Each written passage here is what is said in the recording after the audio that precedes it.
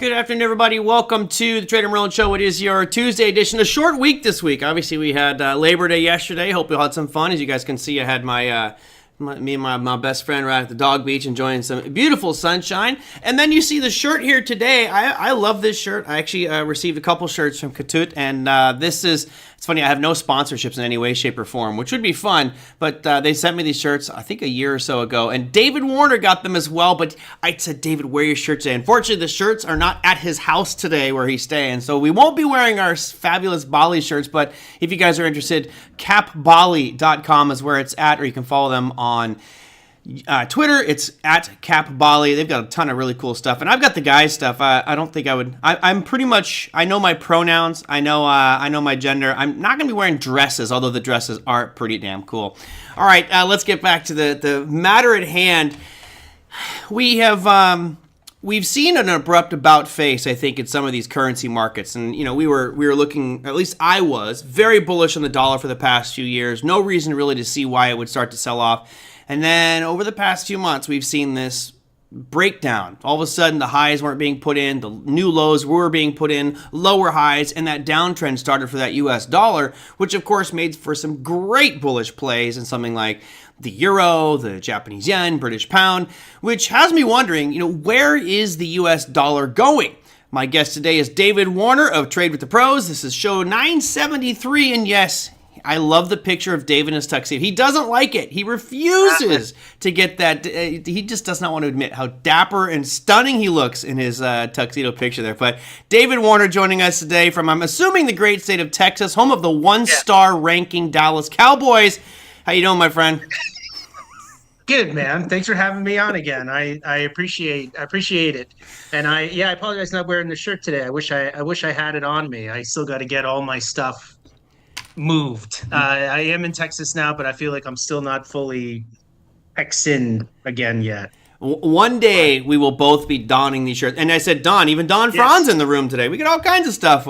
Where's your shirt, Don? You got to talk to Katut. She's here. She might hook you up. But they're actually not only are they cool. There's another one that I have that's they're fantastic shirts. I got to say, I usually go to Asia to get like shirts made, and a lot of times they're kind of so quality, and materials are kind of and you pay a cheap price. These are really nice, top quality shirts. It's funny because I've been wearing them a lot more recently, and I get a lot of comments on them. So I had a nice little silk one here today. Yeah, agree. So tell me, David, I had where is the U.S. dollar going? And maybe you can set up a little bit of what your thoughts are on it, because we have seen a pretty abrupt about face on that U.S. dollar, which of course a lot of it fueled by domestic issues, but also intervention from the Bank of Japan, which I think you and I would agree is probably going to continue that trajectory. But set the stage here for the plight of the dollar. I think the path of least resistance for the dollar is lower from here. But how quickly it goes, and I think that has a lot to do with the data that's still up and coming. So here lately, we've seen like the possibility of a 50 basis point rate cut being priced in for September. And that's caused pretty significant drops in the dollar. But it's still yet to be seen if we're actually going to see that first interest rate cut of 50 basis points in September. I'm not 100% sold on that. What percent are you sold? I got to stop you there, because if we look at the prognosis of a 50 basis point cut, you tell me, when do you see the Fed cut something 50 basis points? Like, what type of things are happening when the Fed says we need to cut 50 basis points? Is it a condition of calm and normal and let's just be measured, or is this an oh shit moment? Yeah, exactly. That's why I feel like it'd be more of an oh shit moment, but I don't necessarily feel like we have that. I feel like they're putting a little bit too much on this next jobs report. And then like you get like Twitter feed. The Twitter would be on fire. I can get both arguments. I can get the 25 basis points, we're not on fire yet argument. And then you get the 50 basis points because we're in an election year, and they're going to juice the economy, juice people's 401ks and home values, and give you that 50 basis rate put, or 50 basis point cut to kind of pump the election a little bit. But yeah, I don't know. I think we're just kind of in this wait and see, data dependent. It's been the path for the dollar obviously has been to the downside, but we've had like a couple weeks of kind of light calendar waiting for this next jobs report. So it's Mm-hmm. made kind of the day to day not as fun to trade. I'll run through the stats here. I know it's from the podcast you can't see, but I had on the screen here. This is the Fed funds futures, and right now you are looking at a 61% chance of a 25 basis point cut. I have been putting myself in that bracket for Yeah. months now. I do think there'll be one before the election. I think anybody here who's a trader is, you just know they're going to juice this economy for the current administration. And right now there's a Yeah. 39% chance of 50 basis point cut. So, I think we're all agreed we're going to get a cut. But there's just not enough damage and pain and fear in this market to warrant a 50 basis point cut. Now, to be fair, for those who were trading today, I mean, you saw some pretty nice downside moves. You had the Nasdaq down Yeah. over 3%, S&P, heavy 2%, oil's down almost 5%. And that's only one day's worth of data, right? But the good news, I guess, for anybody here, and I see Margaret says 50 basis point cuts is my choice. The good news for anybody here is we still have 15 days before they have to make that announcement. So should we see the traditional September, malaise or bad news for September, off to a good start. Mm-hmm. If that continues, then that may put pressure more upside to, 50 basis point cut. But I just, you look how long they've held it, pause, they're just waiting to see what happens. Then you'll do an incremental 25 basis points. And I don't know. I think in maximum we have 3 rate cuts by the end of the year, 75 basis points total. But to me, that's it. Yeah, I think you would have to really see it a real bad jobs report coming up here in September. Like the data that's come out over the last couple of weeks, even though it has been a fairly light calendar. I mean, uh, manufacturing data came out pretty much as forecasted and a little bit better in kind of one area. PCE on Friday Yep. was pretty much on Right on line. par. Yep. Yeah, so I mean, the data really hasn't really been that bad. I think it would be kind of an like you said, like it would have to be kind of like oh shit data. Yeah. But I don't think we're going to see it, But long story short, with that, I still think the path for the dollar is to the downside, and I think like any type of any dollar rallies would probably give us an opportunity just to short it again. Right. That's the way we've been playing it over the last, really honestly, over like since the beginning of July, kind of around mid-July when we had that last kind of like the CPI came in lower at the same time, like Bank of Japan is intervening, and then that was just like the top of the dollar.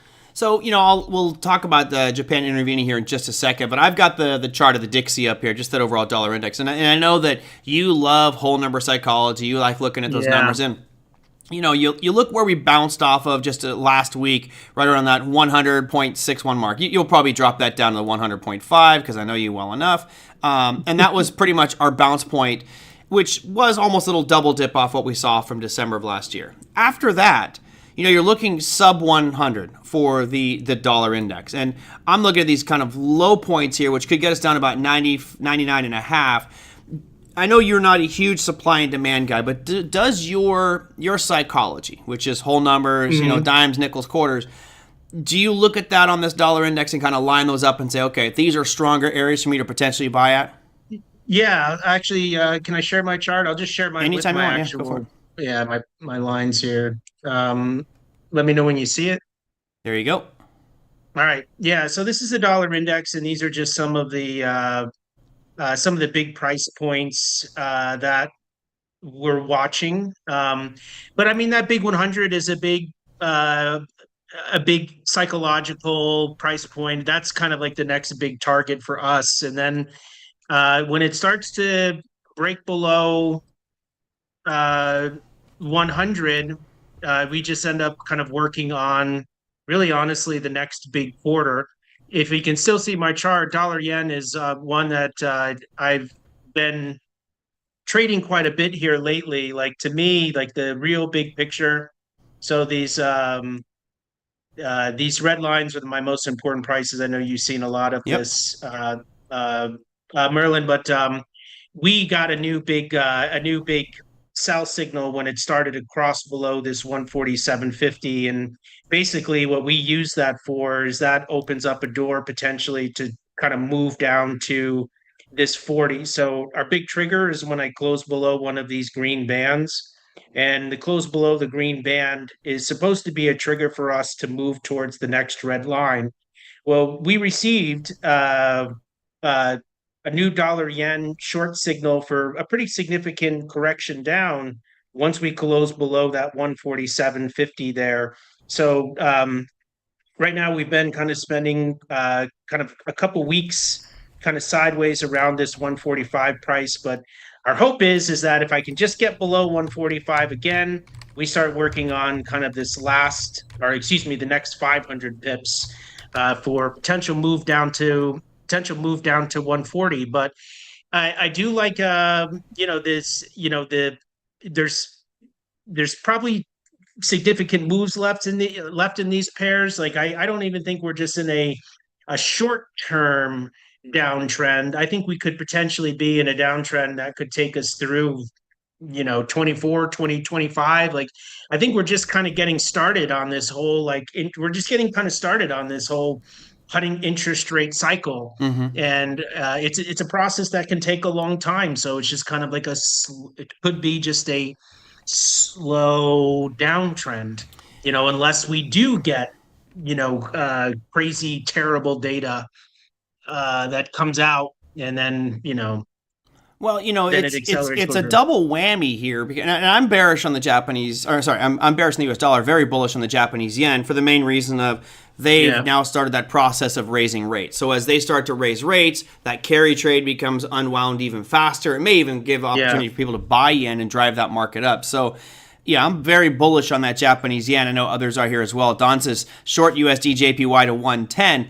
Um, I like that. Yeah, that's a massive move right there. but you're It's talking good. Yeah. thousands of pips from current Yeah. levels. Thousands of pips. So We just kind of break the market down 1,000 pips at a time. We very well could go there. sure, but but Yeah, there's no way you could get past 140 or 135 without exactly. getting to Yeah. get one. So I worry about these intermediary stops. Are you when you build out your trades? And I think Don's interesting because I think Don's just kind of going all in, saying I'm going to hold it till it gets to 110 regardless. You are, I think, a bit more playing the steps as they go, right? So your overall Yes. bias here is looking to short at any of these rallies. Are those also points where you say enough, I'm out? Yeah, so I mean, we use these big price points as very significant targets. I've been a price trader for years now, and I mean, all of these yen pairs are really looking the same. We were just having a conversation on the dollar, they all have really the same trend right now. Mm-hmm. They all started at exactly the same date. They all started on July 11th. That's when we were talking about the Bank of Japan intervention and the CPI report. That all happened at the same time. But we are kind of looking at all of these yen pairs as that they could look still heavy, like a correction. Like this is CAD yen, which is also giving us that same. If it gets underneath this green band, it's just a potential signal to move down towards this 100 area. Mm-hmm. But our whole bet is that it touches this red line before it touches that red line. That's it. But it's just taking it basically pieces at a time. But you know, when like you kind of get into these rate cut cycles, way of kind of, if history has kind of showed me anything, is that you know currencies like the yen are going to benefit because you kind of have that the money will flow from the highest rate interest currencies into the lowest rate interest currencies, and Japan is on the floor Yep. when it comes to that. But dollish. The other pairs are not moving as quickly. Like I know the dollar yen would, euro dollar would be for kind of forecasted to make much more significant highs, and I think it will. But it's been much more sideways, much more boring candles. But the Mm-hmm. fact that we're starting to spend time above 110 opens up the door for us to start working on basically this next, big 1,000 pip move. So exciting things. It is absolutely. When you look at Japan and Japanese yen, etc. Kazuo Ueda, I always pronounce the name wrong, but he's the chairman of the Bank of Japan or governor of the Board of Japan. Yeah. What you are much more in tune with all of the fine details of these central bankers. I mean, you're the only one I know who has autographed pictures of central bankers on your wall in your house. So, Right. nerd It's alert. true. It's okay. It's all right. It's a Yes. good thing. I mean, look, we all have our strong suits. Mine certainly is Yeah. not autographed pictures of anybody. I do have a Wade Boggs baseball card, but that's pretty much it. It's pretty good. What are you looking at that you look out and you say, okay, here's what the Bank of Japan's genuine intentions are? Because we hear about them intervening and doing like $22 billion worth of intervention. Do you see that they're, by what they're saying and their actions, that this is a continuing process, or they're going to continue to intervene because their currency has been so weak for so long? I think they've I'm just going to pull up one of their charts again. I think they've been able to kind of, it took them a while to kind of get there, but I think they've hopefully have at this stage put in a top, and I think they can kind of let the other central bankers do their job now. I think with the I think that we're finally gotten here that we can kind of start cutting interest rates. I think one of the problems that the Bank of Japan had as we were kind of sitting around these tops and these highs, we were not getting any real confirmation, especially out of the Federal Reserve, that a rate cut was coming. Mm-hmm. If you remember, we were even in the summer, they were still like, we can't cut interest rates this year. We went from like a million interest rate cuts until like we're not going to cut interest Yeah, rates, and now right. it's like September there could be a 50 basis point cut. So it just shows you that no one like projecting the long term is really tough to do. Very. Yeah, in this market. So I think Bank of Japan has been more hawkish. Kind of in their rhetoric, and they still like, we can tighten more, we can tighten more. I don't know if they can or will, but I think just with the Fed cutting interest rates, even if they're not really doing anything but sitting on their hands, we could still get a lower dollar yen. Yeah, I Um, totally yeah, agree. I did a show on this one a while back. You kind of just because people kept asking me about the carry trade and what does it mean? Why is it so important? yeah, And I am in the camp of I don't think we're done with that yet. I still think that there is some unwinding of that carry trade to happen, which typically means people selling U.S. dollars, buying back those Japanese yen to pay off those loans that they got at extremely cheap rates. And that process will probably continue to put pressure on that U.S. dollar to the south side and bullishness for the Japanese yen. So if it ain't broke, don't fix it. At this point, it looks like that trend is going to continue on, in my opinion. yeah. I think so too. I mean, it's been a little bit more sideways here lately. So this is the trading that we've basically been. This is the hand we've been dealt basically since the. This is like the 18th of August, but it's flattened out a little bit more. The signals are not as good as they had been. I was killing it with these yen pairs, pretty much all of since the intervention till about mid August, and then the market started to kind of dance sideways. But I think long story short, the overall big downtrend looks like it is there, but it's just more sideways right now, Mm-hmm. unfortunately. A good question from Steve here, and this is, I guess, a question of market timing and looking for opportunities here on that USD JPY. If you're someone who's looking to go either long the Japanese yen, which would be shorting USD JPY, what would be a good entry point? What sort of areas would you look at and say this is a spot where I would feel comfortable? Of course, not financial advice. Want to make sure that's clear. Yeah. But what would be an area where you'd say, yeah, that's probably a good spot to get in? Well, honestly, if I can get back below 145, I look at it this way. If I can get back below 145, so first of all, I just need to get daily closes back below 145 again. And then if you're aiming for 140, you have a 500 pip potential take profit there. 500 pips. And so this is actually a trade. I do these type of trades we do these type of trades, talk about them and Trade with the Pros all the time. But you got 500 pips there. Now the idea is that you kind of use this like what I call water balloon risk management. You have a stop of somewhere between 50 and 100 pips. If you're using 50 pips, you have a 10-to-1 reward to risk ratio. And if you use 100 pips, you have a 5-to-1 reward to risk ratio. So you're just kind of playing a numbers game, but you're playing a numbers game around the nickel. So these red and green lines that you can see are very important price points in the currency markets. I didn't figure them out myself. I picked them up. Uh, uh, elsewhere. And then it's like, so like if I can just get below 145, start aiming towards 140, and it just using kind of like you're going from like a very big solid round number 145 to 140. Those are really major price points in the currency markets. You're basically starting at a nickel trying to get to a dime, but that'd be a way to do it. So in that case, you're looking more breakout, kind of like you're waiting for it to break the levels, as Yes. opposed to Uh-huh. And this I think is where it comes back to people's individual trading styles, because some people would say, hey, here's my upper zone, and I've got that high level close, right around 149. I'll sell when it gets up to 149 as it's retracing back in supply. And then other Mm-hmm. camps, which this is where I did most of my early trading, was I'm looking for breakouts. And okay, if I got that floor Yeah. at 145, if it breaks that one, gets a close below that, then that's my point to enter. So really, it's a matter of personal preference here. I think you can do it either way, but I like the Yeah. breakout as well. Yeah, otherwise, and then you have, yeah, otherwise you just use the next price point above a 147.50 if it didn't get back above one, back below 145. But I mean, there's a lot of different price points in which we use. I've had a couple false signals, unfortunately, in the last couple weeks, but like the way my signal for a new short would actually be all the way back below 144.25.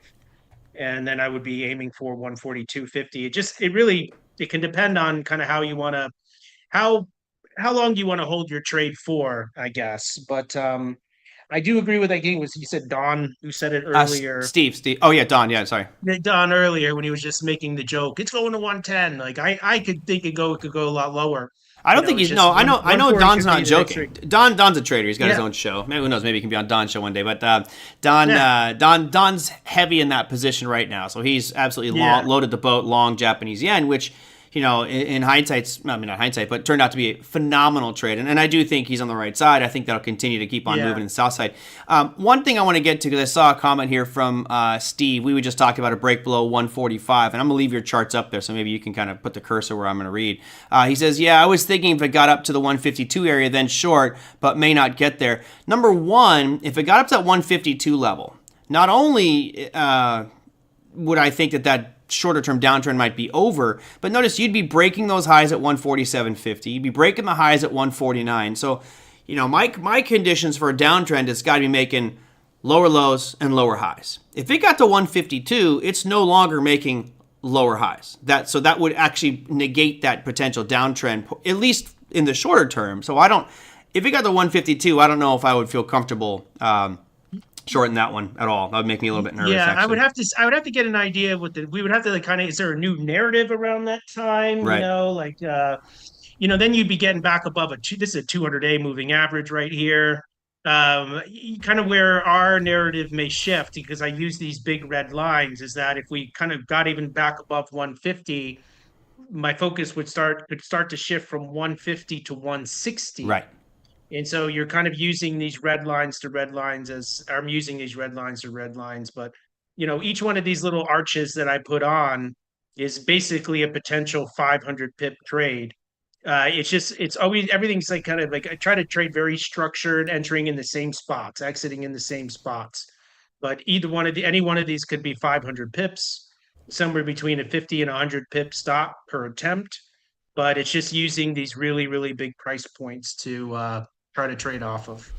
It's interesting, and Margaret brings up a very good point. So I'm looking at your charts because I like the dailies. That's where I'd find my wheelhouse. But Margaret says, if you look at the weekly chart, on a monthly chart, it's still on an uptrend, and you'd be totally right. And unless we break those lows from late 2023, early 2024, this thing is definitely still in an uptrend. Although it's one hell of a pullback, but yes, bigger Yeah, picture says it's definitely in an uptrend. Now, I think what Steve would be looking at here, especially if we got to 152, is maybe we're back towards an upswing. And there's a lot of different factors we could point the finger at that might cause this to start to move back to the upside, meaning the dollar starts to gain some strength and yen gains some weakness. But at this point, you guys know my mantra: the trend is your friend till the bend at the end. And yeah, if the yen got above 150, to me that this sell off would be over. We'd be looking for a new upside move.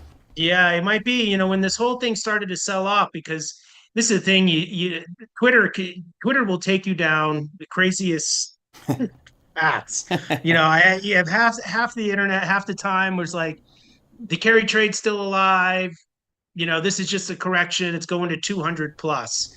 I remember sitting in an office at Trading Academy speaking with John O'Donnell about the Japanese yen. He's like, it's going to be 300. It's going to be 300 to the dollar by the time you're my age. But And anyways, it but could be. that It could argument, be. it could be, yes, 100%. But it's just a lot of it has to do with just the narrative. I trade a lot of breakouts. If it starts to change, uh, direction, I'll have no problem buying it. Yeah. I've been taking longs and shorts over the last couple weeks on these yen pairs, just trying to trade breakouts, smaller time frames. But the big picture, to me, the chart that I use for big picture is still telling me I should be shorting this. Yeah, I agree. David, it's why I love having you on the program, because you just brought up, TikTok or Twitter or Instagram, whatever them damn social media platforms are. Yeah. Most of the people on there are complete morons, and they're generally cheerleading so loudly for their position and spewing all kinds of illogical, improbable, impossible things because they're in that trade and all they want is for you to jump into it. The crypto community is actually the worst of them all. These Ripple idiots are just the absolute worst. Some guy posted that Ripple's going to be $10,000 a coin, in the next 3 years. It's like that's not possible. That'd be $10 quadrillion, buddy. That'd be twice as much as the entire value of Earth, moron. Like you can't make a claim without substantiating it. And so when you and I are talking, hey, we're both bearish on the Japanese yen, here's our list of supporting details, X, Y, Z, and then here's the technical side, the fundamental pieces. And I think the beauty of it is, if you're wrong, if I'm wrong, and I know many of the other traders in this room as well, if we're wrong, we'll just get out of the way. I'm not going to let my bias and my diamond hands mentality keep me in some trades. It drives me nuts. I know. Yep. It's true. It's true.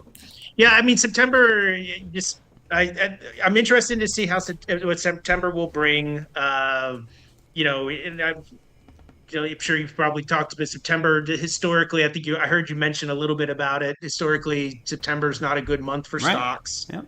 So, if we do get kind of that risk aversion, like the play on a dropping stock market is typically shorting these yen pairs. So that's kind of one of the go-to trades. Yeah. If that happens. I'll tell you, this is David. This is my bitter cynic. Historically, September is the worst performing month for the S&P 500. Historically. And that narrative has been pumped more and more and more and more. Like, it just keeps on getting pushed. Now it's on, everybody talks about how September is the worst month. Yeah. And then we have September 3rd roll around, the first official trading day of the year, and the market gets kicked in the groin with 2 feet. I mean, it was a doozy today. I saw that. It almost feels like the media now has all the firepower to go, see everybody, September is going to be awful. And all of a sudden, September is going to rip to the upside and be one of the best months we've had all year. It's just like you're setting them up for slaughter because the market does what least people expect. Yeah, that's so true, man. It's so true. And I think this jobs report is going to be, it's obviously going to be a really, really big one. But I definitely don't want to try to go in with a bias. I just want to try to react to whatever it gives us because I feel like because right now I'm totally 100% in that sell dollar, sell dollar, sell dollar. But I wouldn't be surprised if the dollar, shows a strong day on Friday, maybe with a jobs report that wasn't as bad as anticipated. Well, you look at it Friday's unemployment report, which obviously is the big one, and here's your forecast. Right now they're expecting that unemployment. Yeah, this I made this point in the Jackson Hole Symposium, like you could hear the tone of Jerome Powell shift from inflation as our main focus. It felt like he softened that and said it's actually unemployment now. And I think that it is.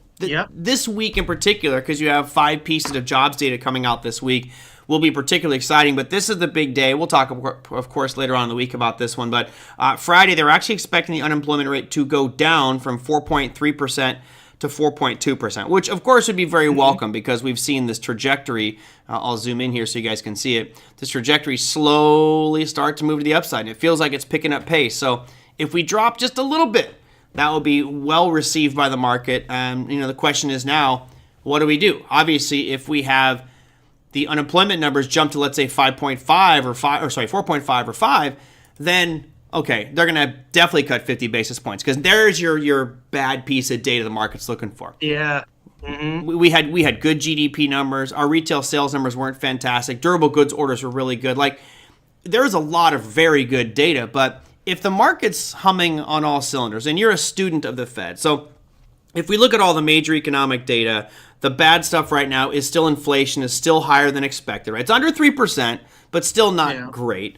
You have GDP slightly increasing, right? We're 2.3, 2.4, somewhere in there, GDP, which isn't great. Unemployment has been increasing, but at 4.3%, that's still way lower than anything we've seen for the past decade. I mean, it's still really low, other than obviously last year.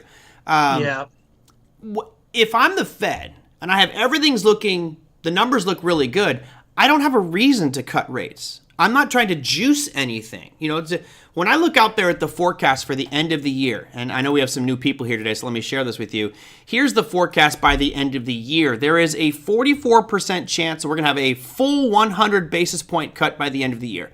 That means at least one of these next 3 meetings is 50 basis points. You have a 26% chance of 125 basis points. I mean, these are significant cuts. And again, I've made this point repeatedly, is to get those types of cuts, we'd have to have a horrible situation. If unemployment numbers come out at 4.3, that means we're still doing good. So there'd be no catalyst for them to really need to cut.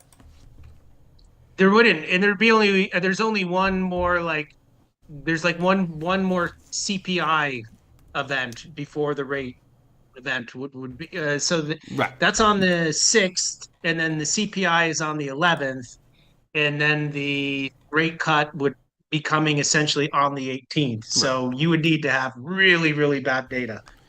I don't see it for the next. Right. And all expectations right now are that CPI is going to come right at 0.2%. I mean, that's where we've been kind of the last meeting, and so what I've heard is they're expecting it to be 0.2 again. So nothing that's that out of the ordinary to really kind of cause these markets to go into a panic and a free fall. Another piece that we haven't looked at would be that the British pound. And I actually did prepare some graphics today, so I guess I'm going to have to use those. I'm going to cover up David's head here with some graphics. That was there's our US dollar plight. There we have the Japanese yen, and here we have the British pound. I don't know what AI did to Queen Elizabeth here, but that really did her dirty with that picture right there. But it was supposed to be British pounds on my screen. But what's your take on what's happening right now with that British pound? I mean, obviously it's going to be reflected by the US dollar and kind of following that trend, correct? Yes. British pound is always one of my favorite currencies to trade as well. Can I share my screen real quick? Yeah, whenever you like. All right. So if we do get those dollar... You haven't shared it yet. Nope, sorry. There you go. Is it my pound chart? It's your British pound. So this is actually on the weekly. I'll just put it on the daily. I've just been showing the really big picture charts here. But if I can get... So just to show you, like, the pound has been really good for like these really big picture signals, but I just got to get it back. I got to get it above this 32.50 here price point here first.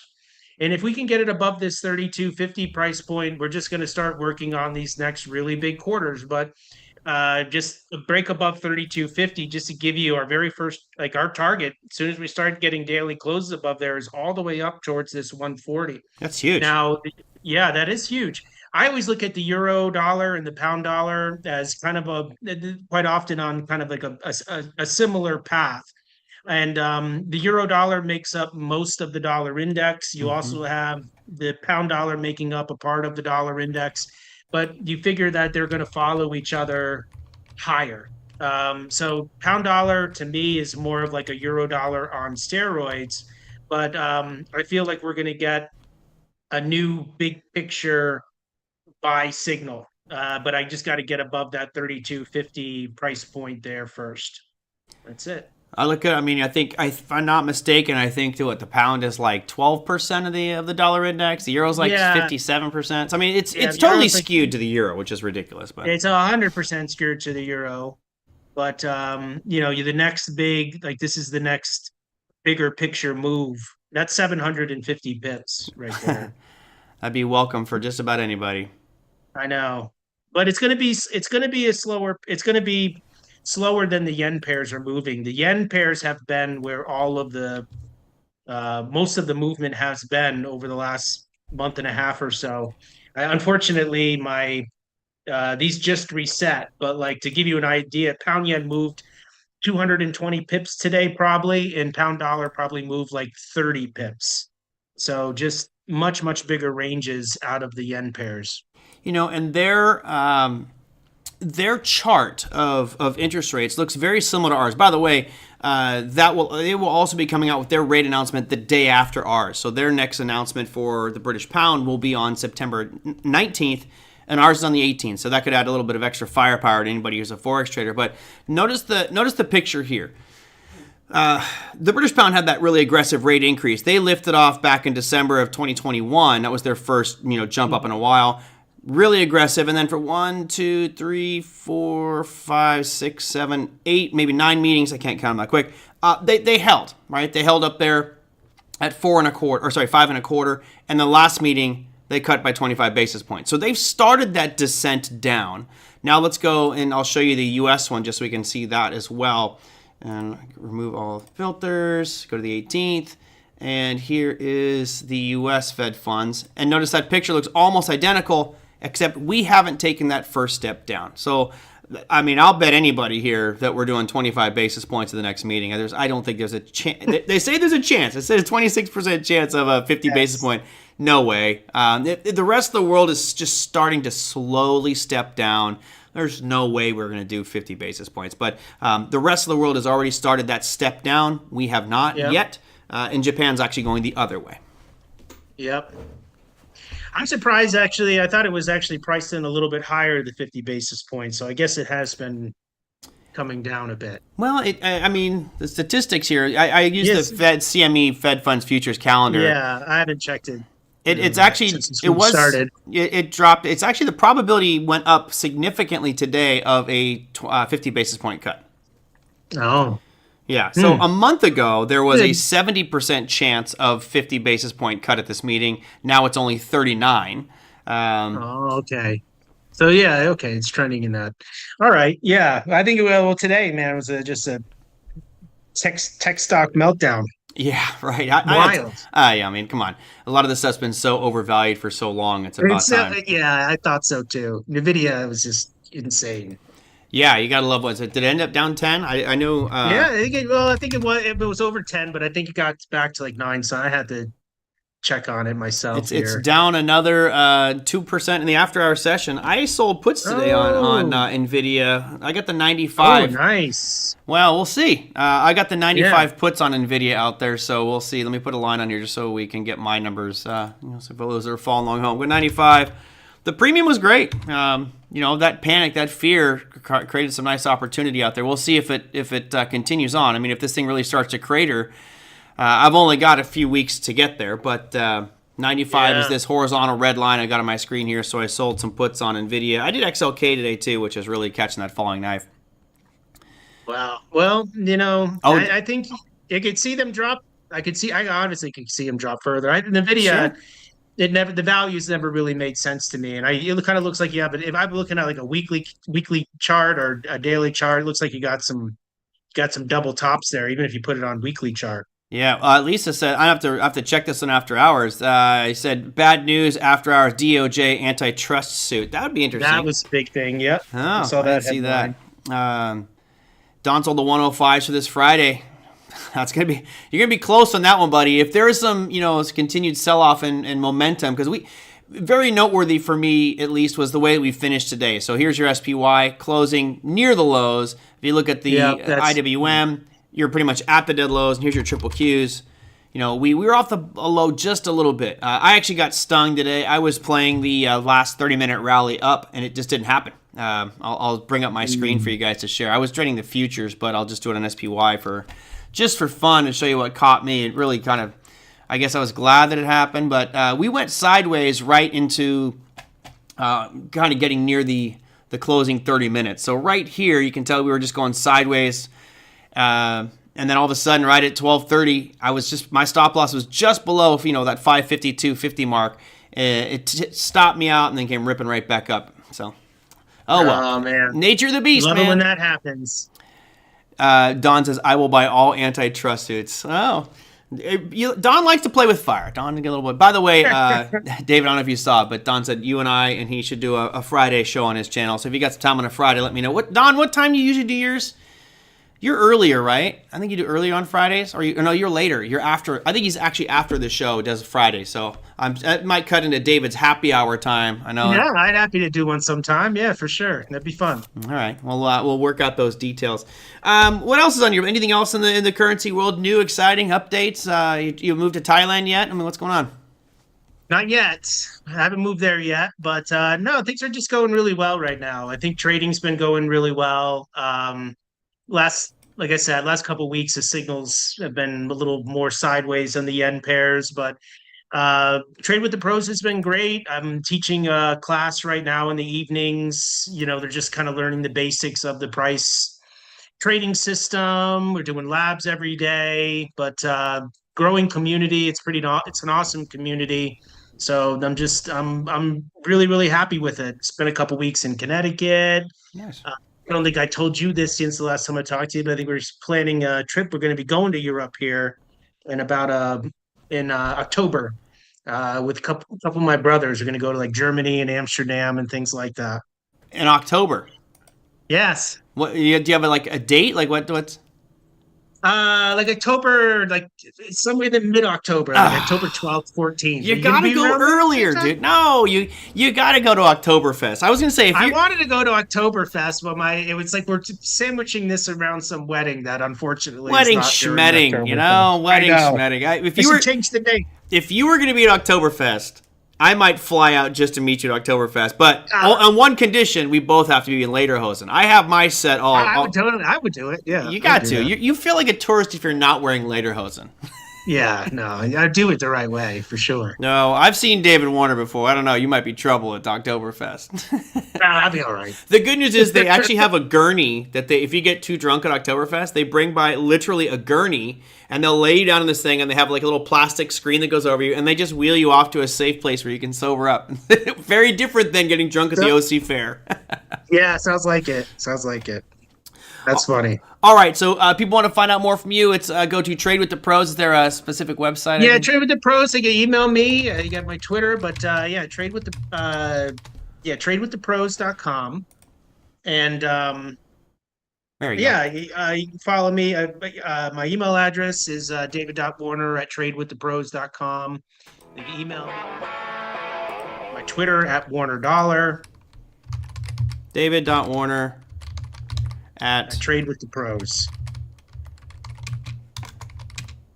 Sorry, I'm typing it all in right now. Makes it tough. Yeah, that's fine. That's fine. Thank you. All right. I think that should be his email there. Or, the easiest thing is just you can see his Twitter is @WarnerDollar, which I don't have on your screen here. But I think we had you up here just a second ago. I don't know where you were. But, you don't, you're like me. You don't use your social media account a lot, do you? Not a ton, man. I'm not cool enough. I don't know if I have enough going on to update people every day. Yeah, you're up to almost 2,000 followers. That's not too bad. There you go. No, that's not bad. I know. I got to get on there a bit more. Yeah, I mean, just got to find my spiel. Yeah, I know. I mean to. I keep saying that I'm going to. Like this is going to be my year, and then I don't. You do good. I saw you had one back in April. It's great. I like here the two big catalysts talking about USD JPY could put in a 24-day high in place. Yeah, there you go. So. And then it's sold up ever since. I got to get back into those calls. Yeah. Steve asks, are you just doing Forex at Trade with the Pros? Yeah, just doing currencies. I mean, in the labs, we'll pull up commodities as well and pull up some futures. We like to look at what the stock market's doing. Bitcoin, just trying to get an idea of risk on, risk off environment. But yeah, currencies is the main focus, but we definitely glance at some of the other markets as well. Nice. Well, Dave, yeah. Thank you very much. I'm gonna send my condolences to you already about our fantasy football league this year, because last year I got first place, and everybody said I was going to lose. And this year, Well, everybody's you know saying, what? I think I played you. I must have played you in the champion. I was right there at the top too, man. You may have just squeaked one I out don't above know me. where you were at the top. Wherever you were looking at my backside, because I got Well, that first yeah, at place the trophy end by. though, but I was right at. I made it right to the end. Just saying. But All like I right. say, It's going to be a good one. I'm going to I be did not talking win trash though. all year. You know that, All man. right, all right, all right. Before we I'll see leave, you there. before We're we playing leave, on week 1. are we really? Yes. Oh boy. Okay. Real quick, VB asked an interesting question, which I didn't get to, and then we'll wrap up with this one. He says thoughts on the BRICS alternative. So obviously, we keep hearing about the world reserve currency being the U.S. dollar, and that's going away. And I wrote an article like a year and a half ago saying, well, okay, fine. You can all say we're going to lose our reserve currency status, but what's going to replace that? And someone will say, well, it's the BRICS currency, or it's going to be Bitcoin, or it's going to be an Islamic dollar that's backed by gold. What's your take on the BRICS? The BRICS currency alternative, or yeah. I would say a few short years ago, I didn't really pay a ton of attention to it, but I feel like over the last year and a half, 2 years, I feel like everything that has to do with that has accelerated. With more countries just doing trade with each other, not using the United States dollar. You have the Middle East now making commitments to sell oil, not using the US dollar. I don't think it's going to be anything that's just going to like snap of a fingers and we're going to have to really start watching it or it becomes a viable uh, alternative. Mm-hmm. But I think it's very interesting. Like, I think it's like, I feel like things are changing pretty rapidly in the currency markets. But I think even just like the adoption of like a BRICS currency has a lot to do with just like people would just have to lose complete trust in the United States dollar. Our debt, which is already out of control, would have to just be. I think that would be like kind of the hair that breaks the camel's back. But I don't know when we would ever see that adaptation. It's very interesting though. Mm-hmm. It's a discussion. I I don't know what you think think about it. I think it's a discussion that we're going to have at the forefront someday. But I'll be honest. Yes. Do I believe personally? And this is just a self-directed question here. Do I believe that Brazil, Russia, India, and China are all going to hold hands, sing kumbaya, and say, "Hey, we all trust each other"? I don't see that happening. It could be, but right now Russia and China, they kind of have their own little thing going on. Does India want to jump into that and ruin relationship with the U.S.? I don't know. It could happen. I will tell you this: it will not be Bitcoin. I'm certain of that. There's no way governments are going to relinquish that kind of control over fiat currency. So maybe it is an Islamic currency that's backed by U.S. dollars. Who knows? It could be. I don't know. At this point, I'm not worried about it. What I do believe will happen is the U.S. dollar will lose its dominance as world reserve currency, but it will still be the world reserve currency, but it's going to lose a little bit of power. I just read an interesting fact on that. Just real quick though, the U.S. dollar is having its 100th year anniversary this year as the reserve currency of the planet. And they said all the other reserve currencies that we've had before the U.S. dollar had about 100-year reign. Yep. Where it ended. Yeah. And now we're just hitting our 100-year anniversary this year. Yeah, it'll be a good one. And Don's got a good point. He says, the real question is, do we really need a dominant reserve currency? And I'm in the camp of no. I don't think we do. I think if I'm India and I want to pay for oil with rupees, or if I want to pay with rubles because I'm Russia and I'll pay with my currency, I think we have markets now where I can pay in whatever currency I want as the customer paying. And as a business owner, I can accept any currency and immediately convert that to the currency that I want with the exchanges we have around the world. So that to me will be the change of the system there. So yeah, I don't think we'll need a world reserve currency. It's a good point, Don. Yeah, it's interesting. It's been an unfair advantage we've had for a very, very long time.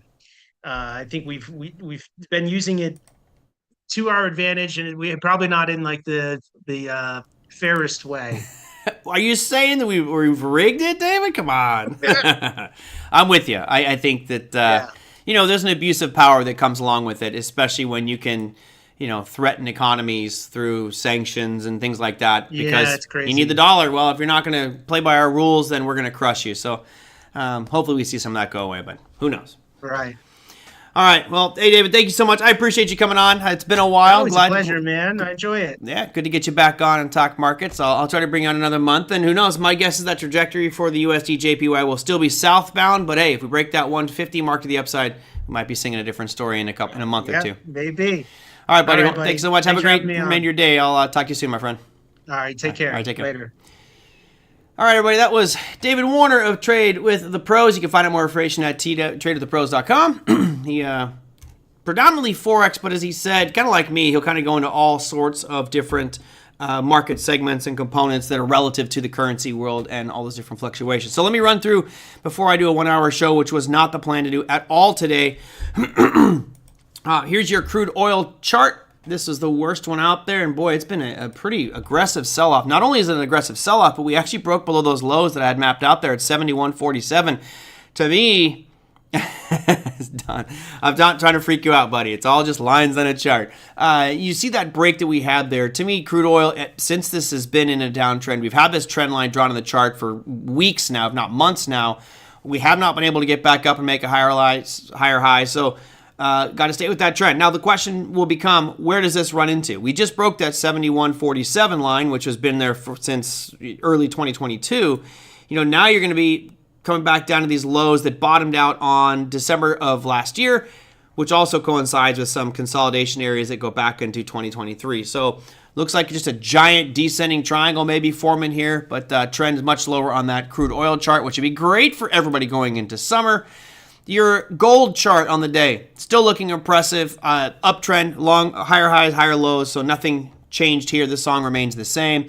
Bitcoin had a pretty ruckus, volatile weekend, but at the end of the day, only down 1.2% today, 58,240, but nothing exciting. Really no big news here to cause any sort of excitement with Bitcoin. Russell 2000, which was your 5th place finisher on our list of top 10, down 3.13% in one day. That's a pretty steep drop. You notice right where we fell to, it's kind of this low point we've established for about the past few weeks, or a couple weeks. There was a rally-based rally out of this right around 2150. And to me, if that doesn't stop this, then we're going all the way back down to 2000, or at least 2030, right where this kind of origin move is, going all the way back into early August. So interesting to see such a powerful down day in our broader markets. S&P was also down. You had a 2.11% slide. And I had mapped out there on that S&P 5,574 is kind of a line for me. You guys know, was it last week? I got stopped out on this one. I actually made this trade short and then it ripped up.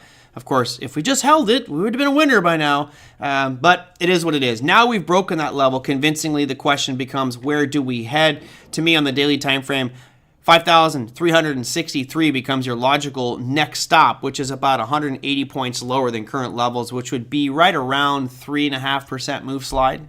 So we'll see if we get there. Dollar index. We didn't see too much in the dollar spinning top today. Yesterday or Monday's session was kind of the similar picture with just really not a lot of action going on. That's your 3rd place. NASDAQ, one of your worst performers today. And I had this line drawn at 19,100, which was, in theory, a stopping point. Well, that did not happen. We broke down below that. And if momentum has anything to say with this, we'll probably continue to drift lower to that 18,560 mark for the NASDAQ. And your 10-year yield. Nice abrupt about face today for the 10-year yield. I mean, it dropped pretty quickly today. We finished at 3.88% for that 10-year yield. Of course, all of this is hinging on September 18th and that FOMC meeting. All right, that's it for my top 10. Don says, I think they created liquidity today, create the red candle, and it's supposed to be a red month. I think so, too. I think, and I kind of said it somewhat sarcastically earlier in the show, but, my mentor back in, it was like 1998, 1999, he said, Merlin, the market always does what the least amount of people expect it to do. And you go out there, and since everybody is of the belief that September is a negative month, it's historically bad, which is true. There's not lies there, but it's almost like, when everyone's bearish on it, that it's going to get ripped up the other way. It's going to end up being a bullish month. And it just feels like that's the pain they're setting up for. Although, today, Yeah, didn't work out in my favor today. I actually thought we'd see a little bit of a pop up, but I was doing just more short-term day trading today. I did sell puts on Rivian today. I sold some on NVIDIA. I sold some on XLK as well. And maybe I'll map those out on tomorrow's show because I am out of time. All right. Yeah, thank you guys so much. I hope you enjoyed having David Warner on the program today. I always love having him on because he's an actual real trader that actually trades and teaches it as well. So you can find out more information on David Warner at Trade at the Pros, or his Twitter handle, which is at Warner Dollar, is where you'll find David Warner at, and find out more information over there. Tomorrow's show, I have a really cool graphic that I thought would be good for today, but I didn't have time to share it with you. So I will use that one for tomorrow. The plan was for me to go to Disneyland on Wednesday or Thursday. It looks like that plan has fallen through, so which means instead of going to Disneyland having a lot of fun, I'll be doing a show for you guys. So we'll most likely, I'm about 95% certain that we'll do show Wednesday, Thursday, and Friday of this week. So thank you guys so much. Don, I'll reach out to you and we'll figure something out for you and David and I do to have a fun little show one of these Fridays. So thank you guys so much. Have a fantastic remainder of your day. We'll see you all tomorrow. Take care.